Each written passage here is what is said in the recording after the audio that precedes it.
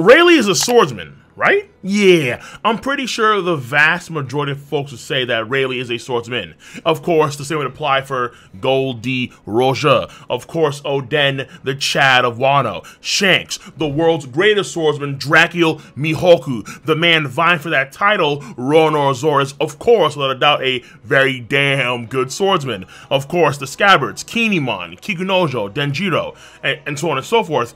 These folks are clearly, obviously, all swordsmen. But what about Big Mom?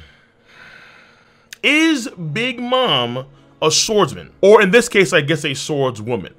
Because see, Big Mom has Prometheus and Hera flying around, raining lightning bolts and fire like it's Armageddon. And her actual sword, Napoleon, is alive and can change its size and shape at will.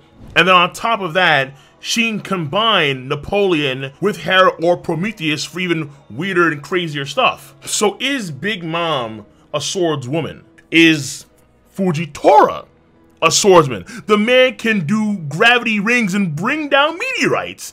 Is Fujitora a swordsman? What about Smooth Thick? Is she a swordswoman? What about King the Wildfire? Despite his Devil Fruit power and the Imperial Fire, is King the Wildfire a swordsman? Obviously, there are some characters, when it comes to their swordsman status, it's a bit sus among us, no doubt about that. However, I would say, in a general sense, these folks are swordsmen and swordswomen. Because also, in a general sense, they block, they stab, and they swipe with a sword as one of their primary weapons. Just how you can stab and swipe the like, the subscription, and the notification buttons with your swords. Pause. Yeah, just, you know, to be on the safe side here. I will say, to be clear here, that Big Mom or Smoothie or King of the Wildfire are different than, let's say, Aokiji or Kizaru, who can make swords. But they make swords based on their devil fruits, therefore it's not their primary weapon or one of their main weapons. They have to actually create that. So the whole point here is centered around one man, one stud, Trafalgar D. Voltaire-Lo. Because now more than ever, now more than ever, people are starting to realize just how busted Law is. And right now, as of this chapter of One Piece 1039, people have Law ranked stronger than Zoro, as well as Kid, based on a few polls I did on Twitter a few days ago. So even though Zoro has been very, extraordinarily impressive in this arc in terms of combat feats, so he scarred Kaido, he cut the horn off Onigashima, he was blocking the conquest of the sea for a few seconds, he learned the Firefox style, and so on and so forth, Law is not only stronger than Zoro in a lot of folks' minds, but also Law has better sword feats. He has better sword feats than Zoro at this point in time as well. Not only is it in the sense of the Punk Hazard mountain range cut, in the process cutting Virgo in two, but now we see the Puncture Willie, and this brother is just, oh my goodness, yo. Big Mom has never met a man that could give her a willy that devastating. To say it, I hope I don't sound ridiculous. I don't know who this man is. And in comes Trafalgar D. Waterlaw. It doesn't matter if she's in her 60s. The man's not biased. He's not biased. He penetrates all the same. Look here. Look here. Look. Listen. The whole point here is that Law, to date, when you look at any other swordsman in the series, he has the best sword feats in the verse. And honest to God, it's like by far. It's ridiculous. And just to be clear here, when I say feats, I mean the things that they have shown us in the story. Meaning Law has shown the most powerful sword feats in the verse than any other swordsman in One Piece. However, there is some pullback, there's some contention here. Because some folks, actually a lot of folks, would say when it comes to Law, what we see with the Puncture Willie, this is not a sword feat. This was noted to very clearly on my Twitter page, where I said flat out, Law officially has the best sword feats in One Piece at this point in time. And then, of course, on my latest chapter video I did for 1039, where I said again there, Law has the best sword feats in One Piece.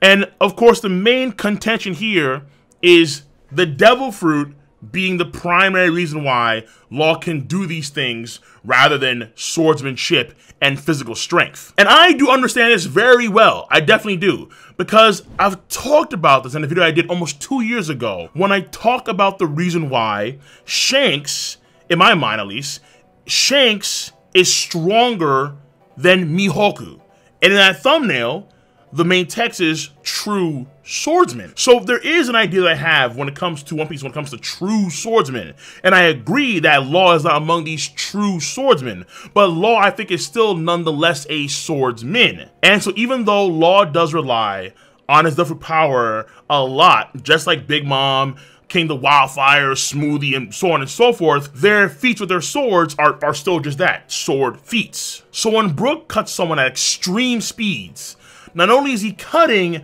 but he's also freezing as well because of his Dove Fruit power. Brook's freezing element with his attacks doesn't null and void his sword's attack, which is on top of that. No, it doesn't. They're one and the same. It's all a part of the package. Big Mom has an Elbaf spear that is just raw swordswoman might. But then she has the Mama Raid, where she stacks Hera's lightning on top of the sword. Hera's lightning doesn't renege, it doesn't null and void the actual aspect of the sword attack itself. The same would go for Smoothie and her Hydro Getsus. Her Hydro Getsus are a part of her swordsmanship. I would argue the same goes for Niji and his light speed sword. And that's not Duff related, that's tech. That's tech related, and that's still a part of Niji's swordsmanship. When City of the Rain cuts Moria, he makes himself and his sword invisible. Most swords can't go invisible. So does that renege the sword feat in action? I don't think so. Fujitora dropping a meteorite, I don't think is a sword feat. But Fujitora's Raging Tiger, you can argue, is a sword feat. A sword attack combined with its own Devil Fruit power. This is the main premise for Trafalgar D Water Law. Now think of it on the flip side, okay? Haki. No one is saying that adding Haki to a sword for an attack reneges or null and voids the feat of the swordsman applying Haki to that sword. So if a Haki user puts Armor Haki hardening on their sword and they cut a building in half, it's not just seen as a Haki feat, it's also seen as a sword feat. Even though Haki is a power completely and utterly outside of swordsmanship. After all, you don't have to be a swordsman to use Haki. And yet Haki users stack their Haki with their swords all the time. So not only is Haki being stacked with swordsmanship, I would argue most folks believe this, not only does it not diminish the feats of the swordsmen themselves, but in fact, it's the opposite. It's viewed as a good thing in lockstep with swordsmanship. So for example, I would argue that Zoro probably can't cut through King the Wildfire's Imperial Fire Dragon without that Conqueror's Haki coating that he needed. But adding Conqueror's Haki coating is seen as a great swordsmanship feat for Zoro, as well as a great Haki achievement for Zoro as well. Most folks would view that in lockstep. Just how Oden was touted to be such a stud that he could wield Enma with ease, meaning that his Haki was so potent or so powerful or so large that he could control a sword like Enma. So even though Haki is a power system that is outside the realm of swordsmanship, when a swordsman in One Piece puts Haki on their sword and they perform great feats, that is seen as both a Haki feat and a sword feat. So apply that same logic and that same courtesy to tech and devil fruits. And I think Law is on that opposite end of the spectrum here. A lot of Law's Devil Fruit achievements, not all, but a lot of them, are also in lockstep with his great swordsmanship. And you couldn't replace Law's cursed sword, quote cursed sword, which means of course nowadays a strong personality, and his sword is called Kikoku. You couldn't replace his sword Kikoku with a club or twig and get the same results, especially knowing that things like Haki can block Law's ability. So even though Law isn't a true swordsman, again, like Denjiro or Ashura Doji or Mihawk or Zoro, watch the OVA I did a few years ago to get that full detail on what is a true swordsman. But even though Law isn't a true swordsman, if Law wanted to vie for the title of world's greatest swordsman, he would have all the right in the world to do so. And Mihawk is lucky. Mihawk is lucky that all Law wants to do is go to the library and read books about history.